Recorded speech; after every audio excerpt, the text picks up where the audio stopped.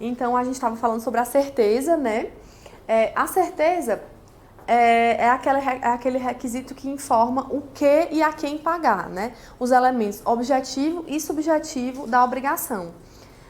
A liquidez é a determinabilidade do valor da obrigação.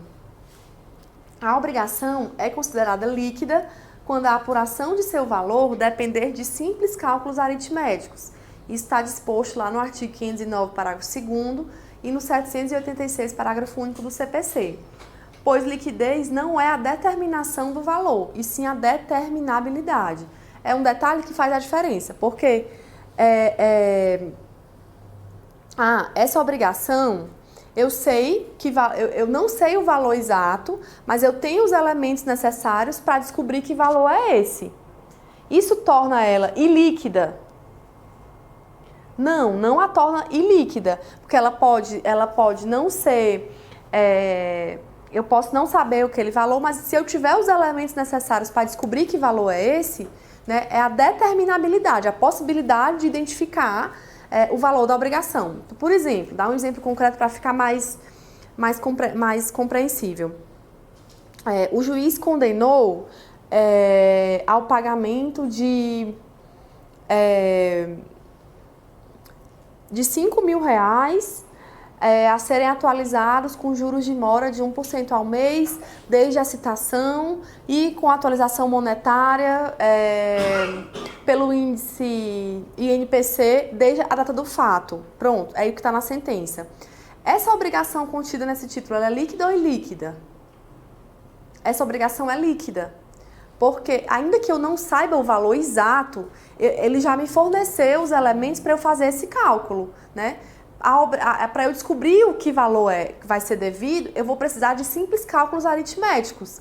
Então, se ela precisar de simples cálculos aritméticos, isso não vai torná-la líquida, né? Eu vou conseguir obter esse valor por meio da realização desses cálculos.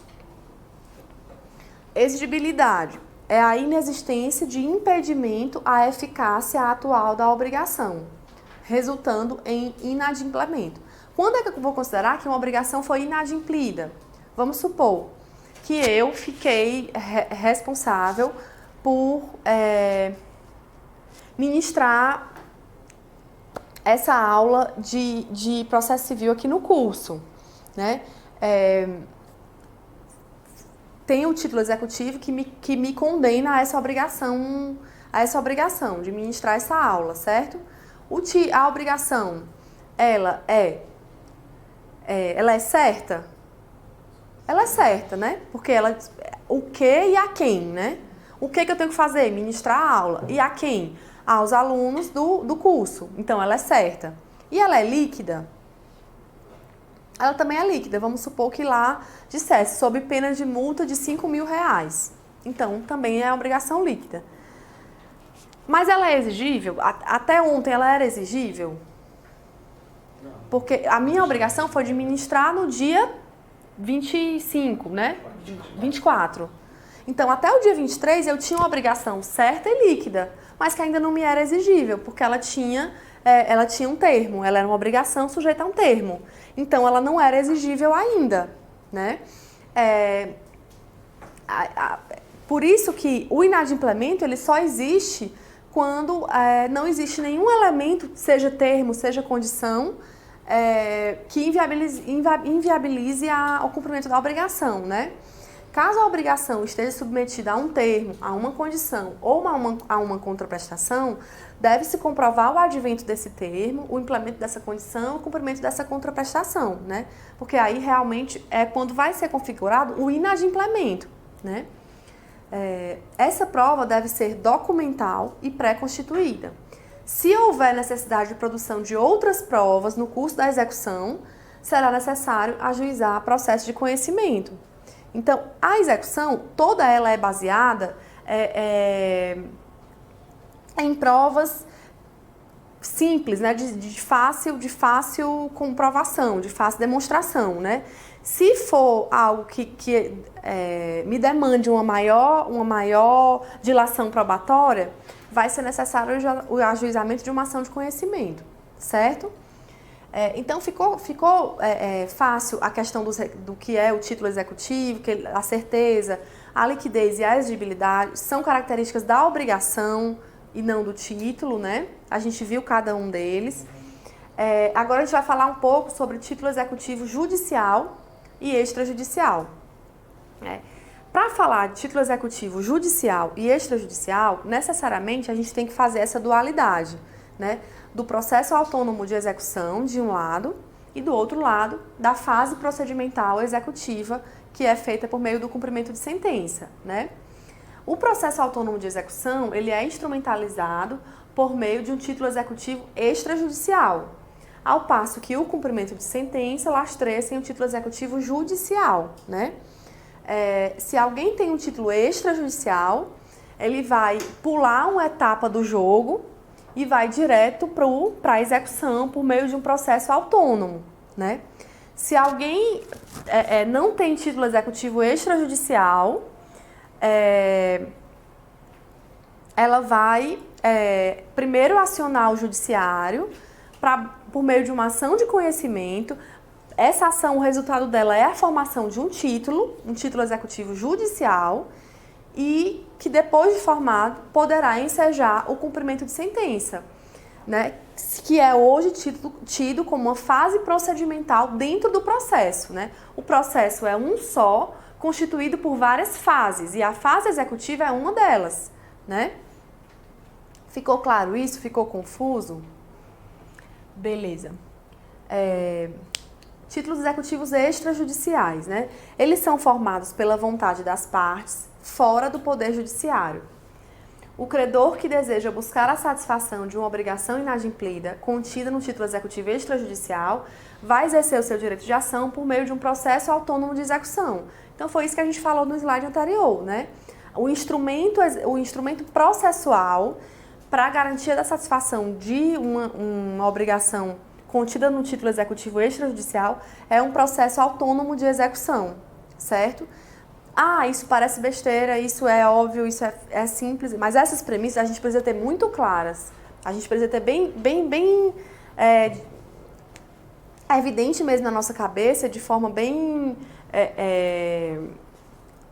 clara mesmo, quais são essas distinções, porque isso vai gerar consequências, por exemplo, na defesa do executado. A defesa é feita por meio de um instrumento, no título executivo judicial é outro instrumento, com outras matérias de defesa. Então, uma é citação, outra é intimação, tudo muda, né? Assim, o rito procedimental vai ser diverso. Na execução, ele vai poder ter o direito daquele direito que é o único direito subjetivo ao parcelamento que o Código traz, né? Dos 30% mais 6 vezes. Esse direito não é garantido no título judicial, no cumprimento de sentença, né?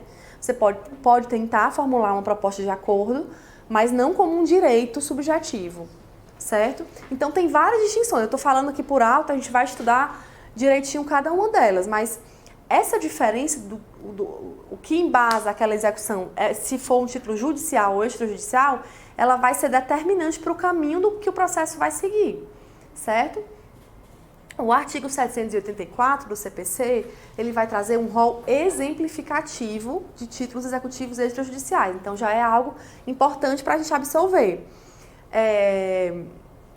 Os títulos, a gente já viu lá no início que só lei pode criar. Então, que é lei é.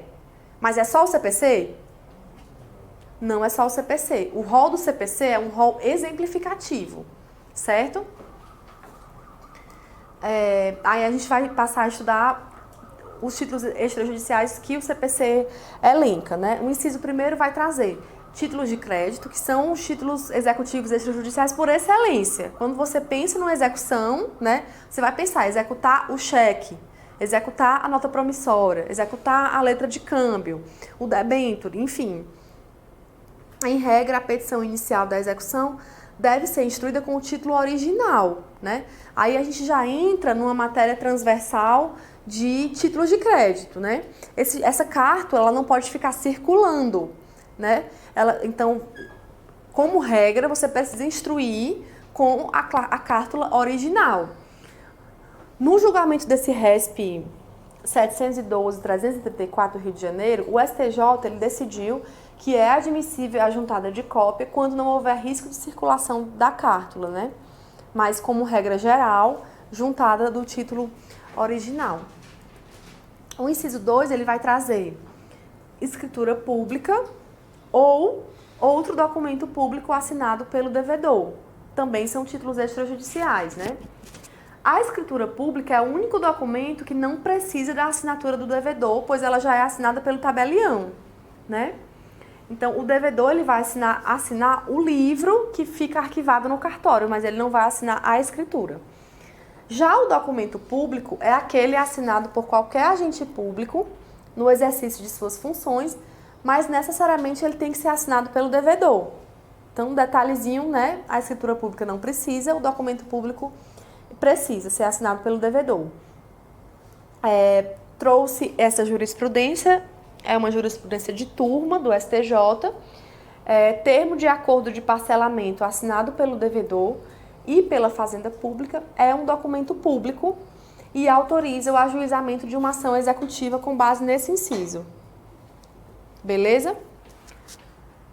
O inciso terceiro, ele vai trazer documento particular assinado pelo devedor e por duas testemunhas, que é outro clássico da execução, do processo de execução. Documento que a gente viu, né? O título executivo extrajudicial é um documento formado pela vontade das partes. Então, eu e você sentamos, queremos celebrar esse negócio, vamos formular, vamos pôr a termo, né? Redigir, assinar, duas testemunhas assinam, é um título executivo extrajudicial. Se for líquido certo exigível, vai poder ensejar o ajuizamento direto da ação executiva, né? Nesse caso, para ser título executivo extrajudicial, o documento precisa ser assinado pelo devedor e por duas testemunhas que não precisam estar presentes no momento da formação do título, né? A lei ela não traz essa exigência de que as testemunhas estejam presentes na hora. Precisa estar assinado por duas testemunhas. Elas podem enviar a subscrever posteriormente. Inciso 4, um instrumento de transação referendado pelo Ministério Público, Defensoria Pública, Advocacia Pública, advogados dos transatores ou conciliador mediador credenciado pelo tribunal. Né? O que está sublinhado são novidades do CPC de 2015, tá certo? O CPC de 73 já trazia Defensoria Pública e já trazia Ministério Público. E já trazia advogado dos transatores. O que foi inovação foi incluir a advocacia pública e os conciliadores credenciados, que são os sejusques, né, aqui em São Paulo, amplamente utilizados. São esses que estão sublinhados, então, são as inovações, né? Então, eu fui na defensoria, a defensoria convocou por meio de uma carta a outra parte compareceu, nós assinamos o acordo e o defensor ou a defensora assinaram, mas como não foi para o judiciário, eu não vou cumprir. Não, é um título extrajudicial. Se não for cumprido, vai poder ensejar ação executiva. Beleza? Inciso 5, contrato garantido por hipoteca, penhor, anticrese ou outro direito real de garantia. E também aquele que for garantido por caução, esse contrato ele vai ser um título extrajudicial.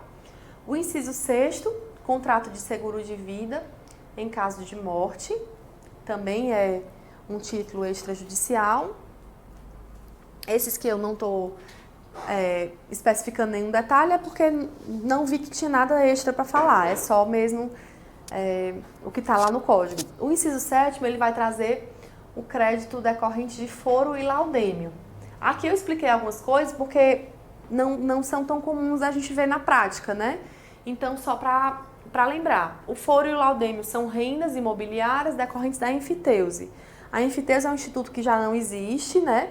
Só vão existir as enfiteuses já constituídas, mas não existe a proibição para que novas enfiteuses sejam constituídas no Brasil, né? Ela é um direito real, transmissível por herança, que permite o uso do domínio útil da terra pelo proprietário indireto, mediante pagamento anual do foro ao proprietário direto, né? Então, é um direito real, o proprietário indireto paga o foro e com esse pagamento ele consegue ter o domínio útil da terra, né? Resumindo, é isso. Então, esse crédito ele é um título executivo extrajudicial, pode ser cobrado por meio de ação executiva. O inciso 8º, ele vai trazer o crédito documentalmente comprovado, decorrente de aluguel de imóvel, bem como de encargos acessórios. Isso é uma coisa que na prática pode ter bastante aplicabilidade, né? Tais como taxas e despesas de condomínio. Eu sou locatário e eu estou devendo o aluguel e estou devendo também a taxa condominial, mas ele só pode me cobrar o aluguel, porque é o que está no contrato. Não. As taxas condominiais, elas também são títulos executivos extrajudiciais. Elas também podem ser cobradas por meio de ação executiva, né? E essa observação bem importante. O crédito ele é considerado título extrajudicial, ainda que proveniente de um contrato de locação verbal, certo? Qualquer documento que contenha em si obrigação líquida, certa e exigível, que consiga atestar o crédito, é um título executivo extrajudicial. E não é exigida a assinatura de 2 testemunhas. Beleza? O inciso 9º, ele vai trazer certidão de dívida ativa, que é aquela CDA, né? Da Fazenda Pública da União, Estados, Distrito Federal e municípios, correspondente aos créditos inscritos na forma da lei. Esse é o único título extrajudicial que é produzido unilateralmente pelo credor, né? A expedição da CDA, da certidão de dívida ativa, é um ato administrativo e goza de presunção relativa de legalidade. A gente viu no início, quando a gente começou a falar de título extrajudicial, que ele é um documento formado pela vontade das partes fora do poder judiciário. Mas aqui você tem uma exceção, né? Que é um documento produzido unilateralmente pelo credor. O inciso 10, que vai ser um crédito referente às contribuições ordinárias ou extraordinárias de condomínio edilício previstas na respectiva convenção ou aprovadas em Assembleia Geral, desde que documentalmente comprovadas. Aqui também precisa ter muito cuidado, porque eu não estava na Assembleia, mas nessa Assembleia foi aprovada uma taxa extra para a reforma da guarita. Não participei, não concordo, não vou pagar, muito cuidado. Isso é um título extrajudicial, certo? Não precisa nem Oi? Decidido pela maioria. Exatamente. As convenções de condomínio já aplicaram. Exatamente. Então, o que o Código fala é que foi aprovado em Assembleia, está previsto na convenção, é documentalmente comprovado, é título extrajudicial, certo? E o inciso 11, certidão expedida por serventia notarial ou de registro, relativa a valores de emolumentos e demais despesas devidas pelos atos por ela praticados, fixados nas tabelas estabelecidas em lei. Então, também muito cuidado. Fui no cartório, fui tirar uma certidão de matrícula atualizada do imóvel. Peguei a certidão, fui embora correndo e não paguei. Você é devedor já e já é considerado um título executivo extrajudicial, pode ser cobrado direto por meio de execução, né?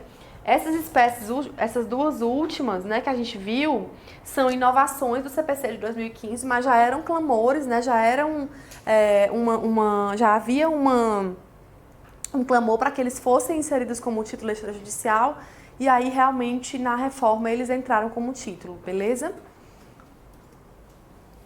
O inciso 12, todos os demais títulos aos quais, por disposição expressa, a lei atribuía força executiva. Aqui é o que comprova que, de fato, o rol é exemplificativo, como a gente mencionou, né? Um exemplo, é exemplificativo, mas aonde é mais que tem título executivo extrajudicial, né? Que outras leis prevêem? Você tem aqui, por exemplo, o famoso TAC, o termo de ajustamento de conduta, que ele está previsto na Lei de Ação Civil Pública, lá no artigo 5º, parágrafo 6º, Não está no rol do 784, mas é considerado um título executivo extrajudicial porque tem previsão lá na lei da ACP. Né? Passando adiante, a gente tem uma questão aqui de concurso para poder tentar acertar sobre o que já foi falado, certo? Ela diz o seguinte: são títulos executivos extrajudiciais, exceto, item A, crédito documentalmente comprovado, decorrente de aluguel de imóvel, bem como de encargos acessórios, tais como taxas de despesas de condomínio. Tá certo, então não é, né? Porque ele está pedindo o que não é título executivo. Item B, documento particular assinado pelo devedor e duas testemunhas, também tá certo, a gente até comentou, esse é o clássico, né? Esse é um dos que mais se vê.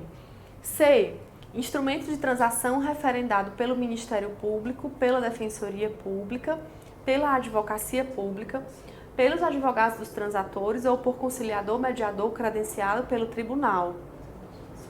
A gente viu também que esse era, a gente até deu exemplo, né? A pessoa vai na Defensoria, Sejus e tal, também é um título extra.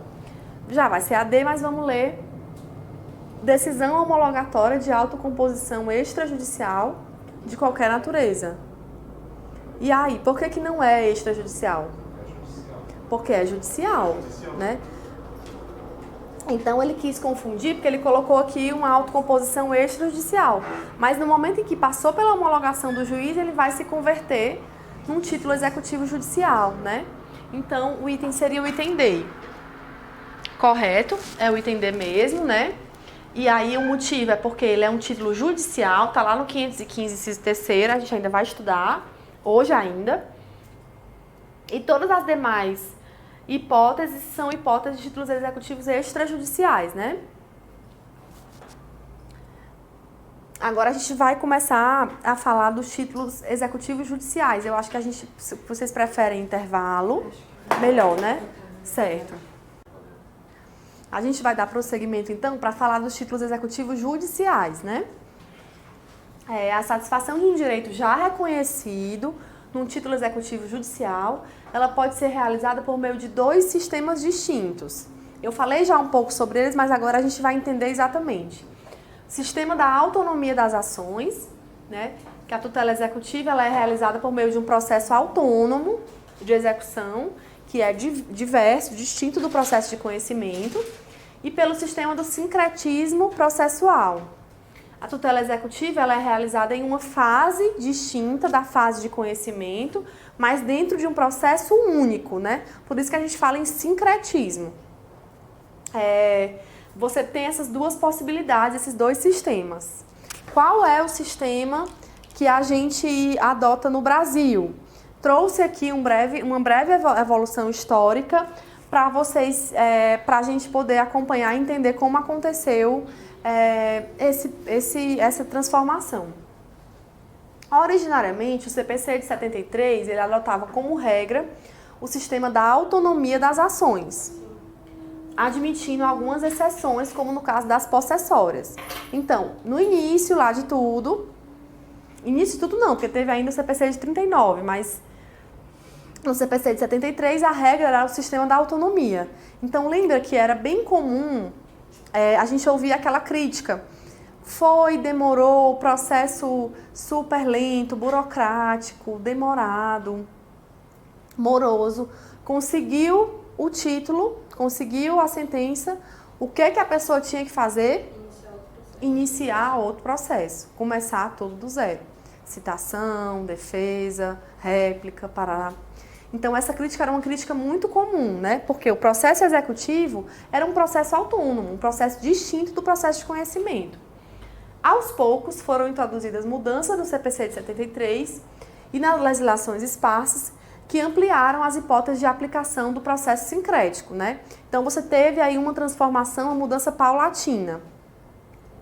Em 1990 veio o Código de Defesa do Consumidor, que embora seja uma norma de direito material, né, eminentemente, mas ela trouxe requisitos, mudanças importantes na lei, no processo também. E uma delas foi o sincretismo processual para obrigações de fazer e não fazer envolvendo relações de consumo. Em 94, foi introduzido no CPC o sincretismo apenas para obrigações de fazer e não fazer e tutela antecipada, né? Em 95, no JEC, veio o sincretismo para qualquer modalidade de obrigação, né? Porque o JEC, ele já foi concebido para ser um rito mais oral, né? Mais célere, mais rápido, concentração de atos, ele tem toda uma lógica própria. Então, não faria sentido lá fragmentar os processos, né? 2002, no CPC, veio a introdução do sincretismo para a obrigação de entrega de coisa. No início era só para fazer e não fazer, né? Lá em 94, e tutela antecipada. 2002 veio para a entrega de coisa e 2005 veio para a obrigação de pagar quantia, certo? Então você vê que foi todo um processo que veio desde 1990 no Código de Defesa do Consumidor, né, legislação esparsa, veio depois no JEC, depois aos poucos foi sendo introduzido também no Código de Processo Civil. Após a reforma do CPC pela Lei 11.232 de 2005, aí você já teve uma mudança radical, porque aí o sincretismo passou a ser a regra, né? E o processo de execução autônomo, ele ficou apenas em 3 situações, né? Que foi na execução contra devedor insolvente, né? Que você tinha, quando eu estudei mesmo processo civil, eu ainda estudei essa modalidade de execução, né? Execução contra devedor insolvente, execução de pagar quantia contra a fazenda pública, execução de alimentos. Então, lá a Lei 11.232, ela mudou o foco da execução e transformou o sincretismo em regra, né? Com essas 3 exceções apenas. Hoje, como é a situação? CPC de 2015. O processo sincrético, ele é admitido no sistema processual sem exceções. Se vier um dispositivo, se vier uma afirmação na prova falando isso, sem exceções, eu não vou marcar, porque toda vida que fala sem exceções, em todos os casos, a gente já elimina, né? Não, nisso aí você pode marcar, porque hoje em dia não tem exceção. O CPC de 2015 abraçou o sincretismo mesmo. Não faz mais sentido você falar em sistema em autonomia de processos, né? Então, todo e qualquer título judicial, ele deve ser executado por meio de cumprimento de sentença. O artigo 1052 extinguiu a execução contra devedor insolvente e era uma execução super confusa, super cheia de regrinha diferenciada. Você não tem mais essa modalidade, então houve uma simplificação nos ritos, né? A execução de pagar quantia contra a fazenda pública, ela é realizada mediante um procedimento especial, mas se é um procedimento de cumprimento de sentença, por isso que não deixa de ser um processo sincrético também, certo? E a execução de alimentos também se realiza mediante um procedimento especial, mas que é um procedimento de cumprimento de sentença. Então, foi eliminada a exceção que havia no CPC de 73 ao sincretismo, certo? Posso perguntar mais? Pois não. Execução de honorários entra aí também? Entra também. De sucumbência? Entra também. Pode ser feito nos mesmos autos, né? Essa parte não deposita. Ele tem que executar. Mesmo no JEC. Mesmo no JEC. Não. Oi, desculpa. Mesmo no juizado especial civil? O título ele é executável no mesmo processo, né? Não tem você não precisa ajuizar uma ação autônoma para isso. Mas a gente pode, por exemplo, aproveitando a pergunta do colega. Sim, pois não. Você faz um requerimento no ato executório. Certo. Eu tive um caso de indeferimento porque ele disse que não faz parte do procedimento de juizado especial civil. O pedido de honorários. Ah, tá. Pediu para tirar. E aí não houve recurso, não foi questionado isso, porque eu acho que isso poderia ser questionado. A primeira instância do JEC não aceitou. Aí ele foi exigido o quê? Que você ajuizasse uma nova ação? Não, fizesse uma emenda, né? Certo. Que a gente corrigisse, excluindo o pedido dos honorários e, se fosse o caso, um recurso. Tá. Agora eu estou ouvindo aqui que você pode. Mas aí você não poderia fazer nem por meio de um incidente de cumprimento de sentença? Ela falou que, pelo menos, o fundamento do despacho judicial foi de que essa via do juizado especial civil não aprecia essa questão. Professor, posso só fazer Pois uma não, parte? claro. Acho que é a Luísa Alegre. O JEC na primeira instância não tem honorários mesmo. Sim, é porque é só na segunda. Se na segunda instância tivesse fixado no horário, você poderia executar Isso. o processo. Exato, perfeito. Tá. Seria isso, né? O pedido tem que ser específico. No caso de... Já na primeira instância, pode pedir honorários em caso de recurso. Porque se você falar só honorários no JEC, eles não vão aceitar mesmo. Não vão aceitar. Tem que dizer que é na segunda instância. Perfeito. Então pode ter sido Não é nem isso. necessário colocar, porque você pode Porque já pedir está no em recurso. Sim. Quando você entrar com recurso, você Tá. pode pedir, mas... Se quiser trazer essa decisão para a gente poder analisar e pensar juntos aí, beleza? Agora a gente vai passar a ver quais são os títulos executivos judiciais que a lei traz, certo? Estão lá no artigo 515 do CPC, diversamente dos títulos executivos extrajudiciais. Esse rol ele é taxativo, né? Então não vai haver uma outra possibilidade de formação do título executivo judicial fora dessas hipóteses aqui, né?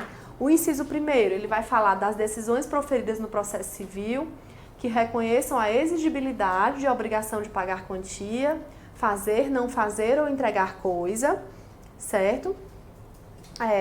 O artigo 475N, inciso 1º do CPC anterior, ele previa no rol dos títulos executivos judiciais somente a sentença, ele mencionava a sentença, né? Proferido no processo civil que reconhecesse a existência da obrigação de fazer, não fazer, entregar coisa ou pagar quantia. Agora, essa redação atual do CPC, do artigo 515, inciso 1º, ela vai falar de decisão, né? E isso acaba ampliando o âmbito de aplicação do dispositivo para admitir também o procedimento interlocutório, a decisão interlocutória que contenha ou preveja a obrigação de pagar, ou de fazer, ou de não fazer, ou de entregar coisa. E aí um exemplo disso seria a tutela antecipada que fixa a obrigação de pagar alimentos, aqueles alimentos provisórios, já é um título executivo judicial e já pode ser objeto de cumprimento de sentença. Certo? O CPC de 73, ele trazia a palavra existência no lugar de exigibilidade. Lembram que lá a gente até colocou em negrito, né? Diferenciado essa palavra, porque no CPC anterior ele falava de existência e isso acabava gerando um debate sobre a possibilidade de se realizar cumprimento de sentenças declaratórias, né? E aí você tinha duas correntes.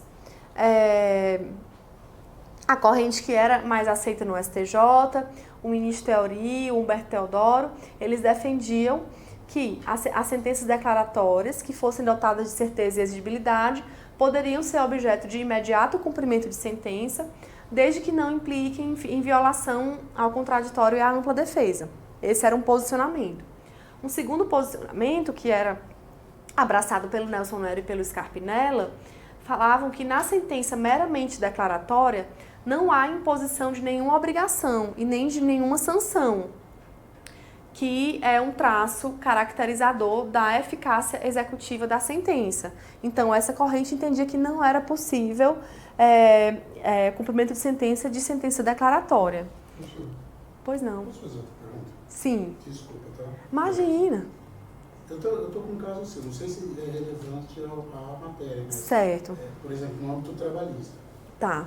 O reclamado não honrou com o acordo, aí gerou aquela multa de 50% e tal. Certo. No lado da história, ele tinha 37 mil a pagar, ele depositou 24 mil. Certo. E o restante, são dois sócios. Certo. O sócio majoritário depositou os 24 mil, que foi pago para o reclamante, todas essas coisas, e sobrou um valor agora residual, Certo. para chegar nos 37. A juíza determinou, bloqueou um apartamento do sócio no Guarujá, e determinou que a gente apresentasse outra forma de execução sob pena de extinção do processo. Só que nós não temos mais o que apresentar ou recorrer, tanto é que nós já pedimos todos os tipos de pesquisa, infrajúdice, bacen-júdice, para requerer o pagamento desse saldo remanescente. E ela agora deu essa determinação de que a parte reclamante apresentasse outros meios de execução sob pena de extinção. Tá. Ela penhorou um imóvel? Tem um apartamento, só que é muito além do valor que esse tá. Mas se só tem esse bem, se não conseguiu localizar outros bens que possam saldar a dívida, ela vai levar adiante essa penhora, né?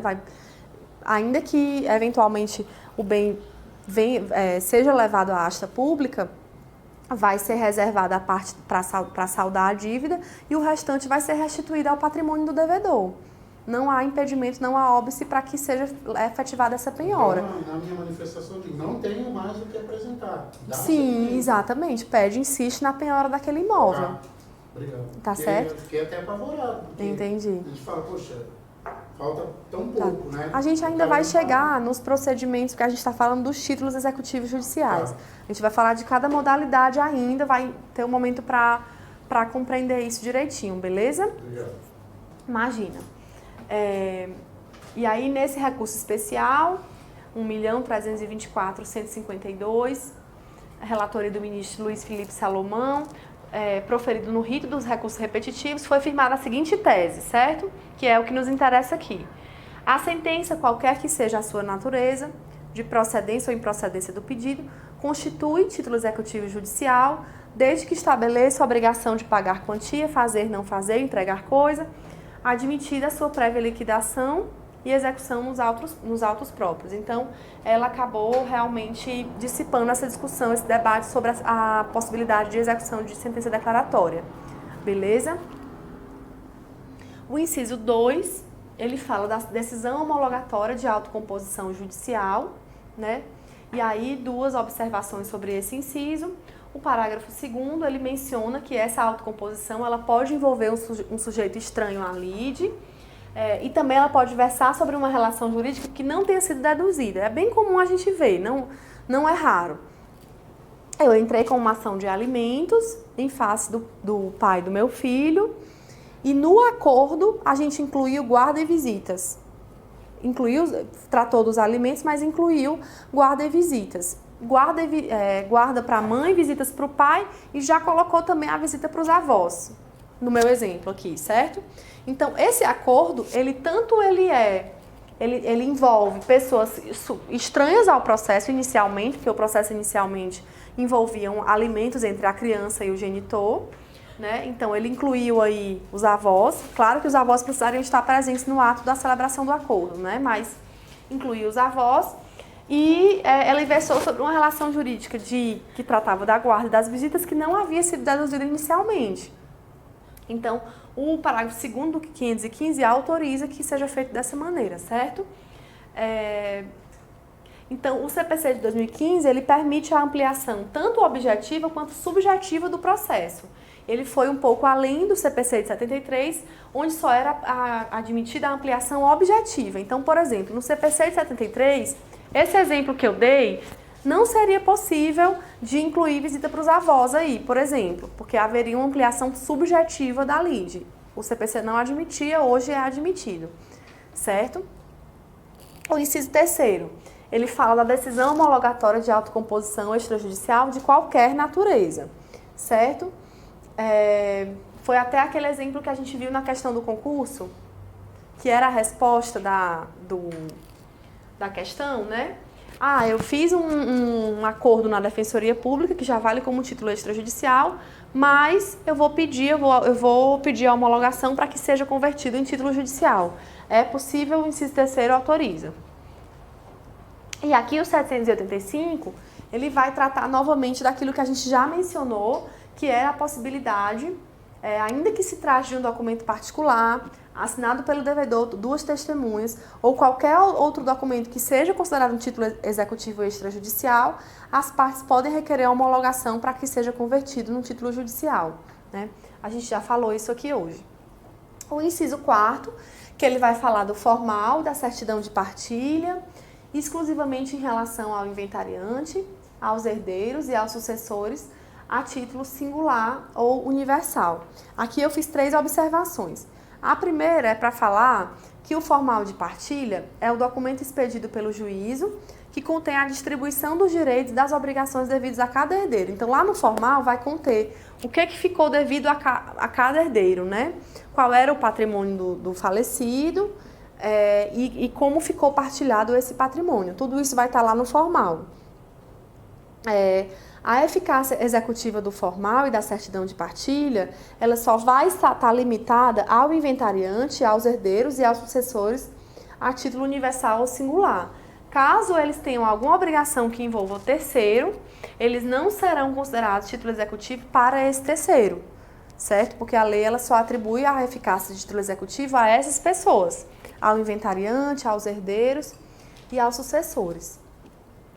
O inciso 5º é título executivo judicial, o crédito de auxiliar da justiça, quando as custas, emolumentos e honorários tiverem sido aprovados por decisão judicial, né? E aí vai entrar honorários de perito, intérprete, tradutor, vai ser... saiu do rol de título executivo extrajudicial e passou a ocupar o rol de título judicial e, de fato, faz muito mais sentido, né? Porque passou por uma decisão judicial e aí ele acaba sendo classificado como título judicial.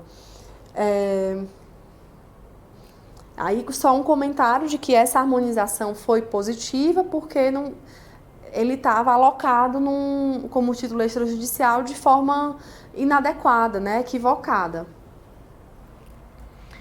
O inciso 6º vai falar da sentença penal condenatória transitada em julgado, né? Então, a sentença penal condenatória ela é um título executivo judicial, certo? O mesmo fato ele pode gerar consequências na área civil e na área penal, certo? Então, a parte lesada ela pode desde já entrar com uma ação indenizatória ou, se ela preferir, ela pode aguardar o trânsito em julgado da sentença penal condenatória, que vai configurar um título executivo judicial, certo? O artigo 91 do Código Penal, ele traz esse como um dos efeitos da condenação, né? Que é tornar certa a obrigação de indenizar o dano causado pelo crime.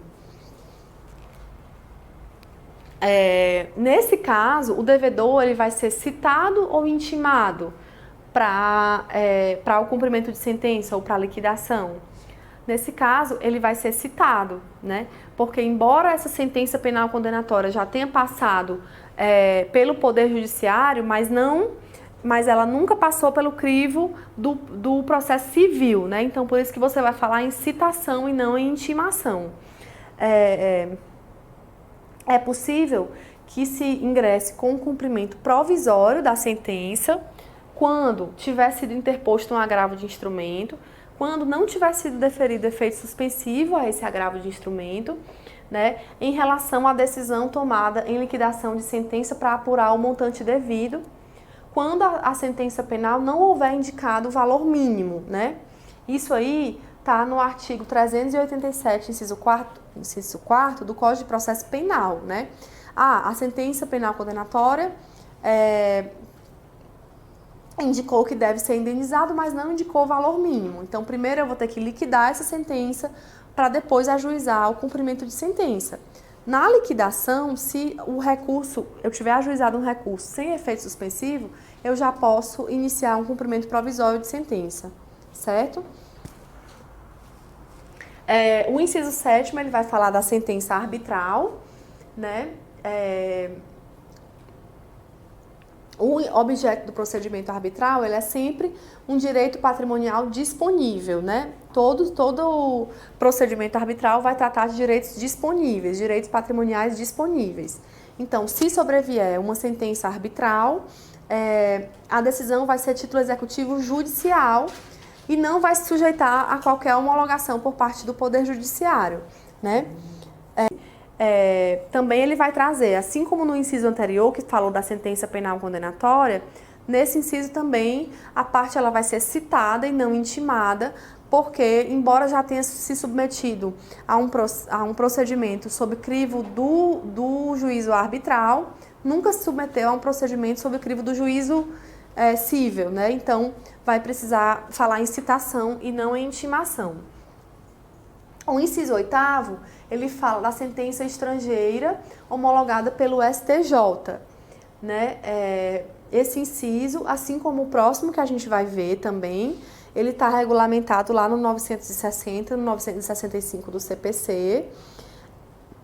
Como é que funciona, né? Como que se operacionaliza isso? Uma decisão estrangeira, para ela ter eficácia no Brasil, ela precisa ser homologada pelo STJ, né? Era uma competência que antes era atribuída ao STF, desde a emenda 45 de 2004, ela passou ao STJ, né? Isso está lá no artigo 105, inciso 1º, a linha 1 da Constituição.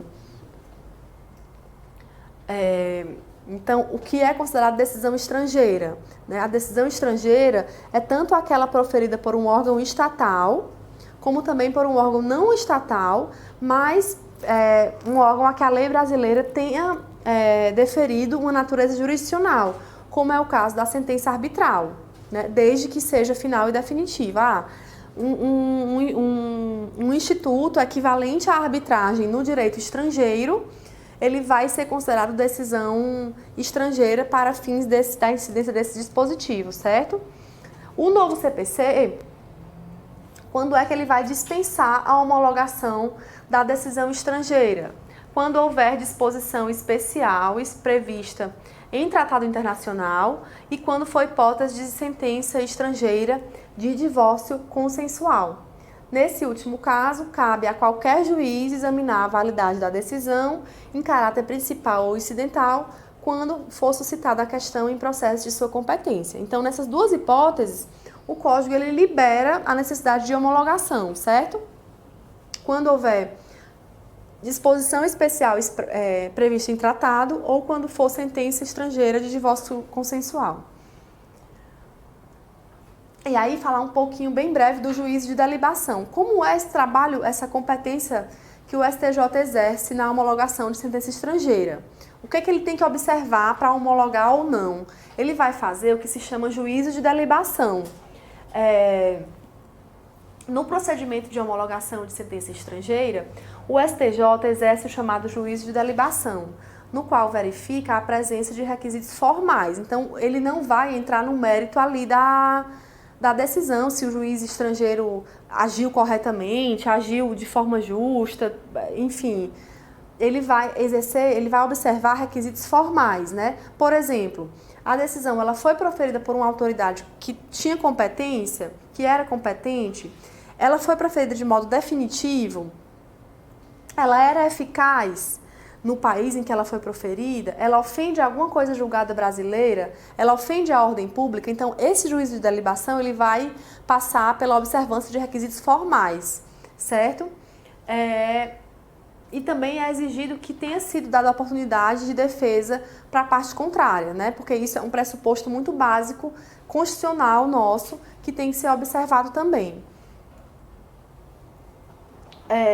Eventual causa pendente que esteja tramitando por juízo brasileiro não impede a homologação. Foi um divórcio litigioso lá na China, mas existe um processo de divórcio litigioso tramitando no Brasil, né? Como é que funciona, como é que vai ter aí essa litispendência, né? Então, a existência de um processo no Brasil não impede que o STJ homologue a sentença estrangeira, certo? Porém, se antes dessa homologação pelo STJ sobrevier uma sentença de mérito, que essa sentença transite em julgado, vai prevalecer a coisa julgada nacional. Esse divórcio litigioso que foi ajuizado no Brasil, ele já está em fase bem avançada de tramitação, já está em fase de alegações finais, e lá no STJ o procedimento está parado, não está sendo dado andamento. Se sair antes da daqui e transitar em julgado, vai valer a daqui. Beleza? O 515, parágrafo 1º, ele traz também, da mesma forma que nos incisos 6º e 7º, aqui você vai falar de citação, vai ser sempre essa lógica, sempre que esse título executivo não tiver passado por um juízo cível, né, você vai falar em citação e não em intimação. O inciso 9º, decisão interlocutória estrangeira, após a concessão daquele exequatur, a carta rogatória pelo STJ. É uma inovação, né, tem correspondência no artigo 960, parágrafo 1º. A decisão interlocutória estrangeira, ainda que provisória, ela pode ser executada no Brasil por meio de carta rogatória. Essa competência ela é dada pelo é exercida pelo STJ, de acordo com a Constituição, e também você vai falar aqui em citação e não em intimação. Beleza? Esse artigo ele foi vetado, esse inciso, aliás, ele foi vetado, o inciso 10, ele trazia na redação original, como um título executivo judicial, o acórdão proferido pelo Tribunal Marítimo, né? Então, não prevaleceu, né? Foi objeto de veto, e o fundamento do veto foi que isso poderia fazer com que o Tribunal Marítimo fosse considerado equivalente ao Poder Judiciário, né? Um tribunal um colegiado que tem natureza administrativa poderia ser considerado como um tribunal de natureza judicial. Então, sob esse fundamento, ele vetou a inclusão do acórdão do Tribunal Marítimo como um título executivo judicial, certo? Aqui a gente trouxe uma questão, já finalizando, uma questão que é de Defensoria do Acre, que diz o seguinte: um juiz, nos autos da execução de sentença de determinado processo cível, proferiu despacho determinando que os devedores fossem intimados a efetuar o pagamento do débito, bem como a adimplir as custas recolhidas pelo credor para essa fase do processo. Foi dado aos executados o prazo de 15 dias úteis, sob pena de multa de 10% e honorários advocatícios de 10% sobre o valor do débito, para que pagassem o débito. Transcorrido esse prazo, caso não houvesse sido realizado o pagamento voluntário, teria início o prazo de 15 dias para que, independentemente de penhora ou nova intimação, os executados apresentassem nos próprios autos sua impugnação, instrumentalizada com o demonstrativo dos cálculos. Considerando-se as informações apresentadas na situação hipotética, conclui-se que a decisão em questão reconhece a exigibilidade da obrigação de... Então aqui é uma questão longa, você olha, se assusta, mas o que ele está resumindo o rito de alguns desses procedimentos. Ele quer saber de qual procedimento é esse. O A é pagar quantia contra a fazenda pública? Ele não fala de fazenda pública, né? B, é uma obrigação de entregar coisa? Não. É uma obrigação de fazer? É uma obrigação de pagar a quantia certa. Por que a gente depreende isso? Porque ele fala que os executados fossem intimados a efetuar o pagamento do débito. A questão podia ser longa como fosse, ela foi respondida aí. Né? Porque se fosse uma obrigação, por exemplo, de fazer, eu seria intimada para quê?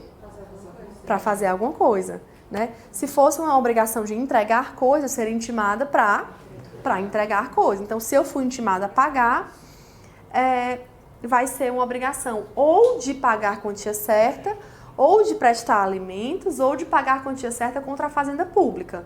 Mas eu já eliminei a B e a C, né? Contra a fazenda pública a gente já viu que não porque ele não menciona a fazenda pública, ele fala de um prazo de 15 dias sob pena de multa. Aí ele está descrevendo o rito da obrigação de pagar quantia. O rito da obrigação de pagar quantia contra a fazenda pública, ele é diverso, né?